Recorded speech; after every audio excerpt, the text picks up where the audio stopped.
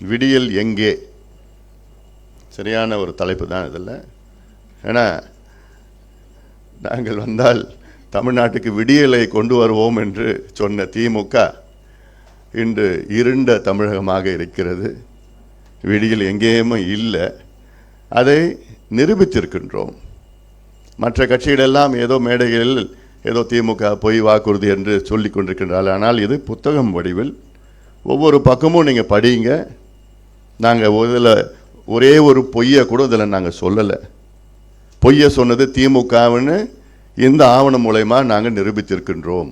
திமுக தேர்தலுக்கு முன்பு அவர்கள் தேர்தல் அறிக்கையிலே அவர்கள் எலெக்ஷன் மேனிஃபெஸ்டோவில் கொடுத்த வாக்குறுதிகள் 505 வாக்குறுதிகள். அதில் அவர்கள் முழுமையாக நிறைவேற்றப்பட்ட வாக்குறுதிகள் 66, அறகுறையாக நிறைவேற்றப்பட்ட வாக்குறுதிகள் 66. அதுவும் ஆக நிறைவேற்றப்படாத வாக்குறுதிகள் 373. இதில் தொடர்ந்து முதலமைச்சர் ஸ்டாலின் அவர்கள் ஏன் நேற்று முன்தினம் திமுக 98 விழுக்காடு வாக்குறுதிகளை நாங்கள் நிறைவேற்றிவிட்டோம் என்று ஒரு பொய்யை மீண்டும் மீண்டும் கோயபிள்ஸ் பிரச்சாரம் போன்று சொல்லிக் கொண்டிருக்கின்றார்கள். 98 விழுக்காடு, ஒரு நாளில் 90ன்னு சொல்றாரு, ஒரு நாளில் 100ன்னு சொல்லிட்டாரு. எப்படிதான் 100ன்னு சொல்றாரு? ஒரு முதலமைச்சர் பேச்சு அதெல்லாம். அமைச்சர்கள் சில அமைச்சர்கள் 110.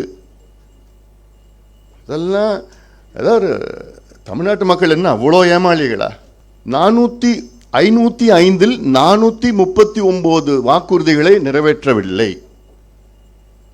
இதில் பர்சன்டேஜ்னு பார்த்தீங்கன்னா கிட்டத்தட்ட அவர்கள் நிறைவேற்றியது 12.94%. ஆக 87 விழுக்காடு வாக்குறுதிகள் திமுக நிறைவேற்றவில்லை. இது ஆதாரபூர்வமாக இதில் இருக்கிறது.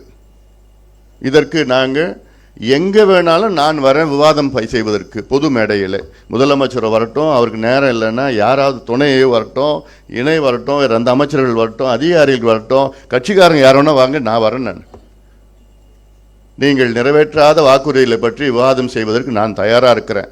எந்த மேடைக்குன்னா நான் வரேன். நான் ஆக வெறும் 13 விழுக்காடு வாக்குறுதிகளை நிறைவேற்றிய திமுக இன்னைக்கு மக்களை ஏமாற்றி முதலமைச்சர் அவர்கள் 98 விழுக்காடு நாங்கள் நிறைவேற்றி விட்டோம், 97ன்னு ஒரு நாள் சொல்றாரு, 98ன்னு ஒரு நாள் சொல்றாரு, 90ன்னு ஒரு நாள் சொல்றாரு. ஏன்னா அவருக்கு தெரியாது.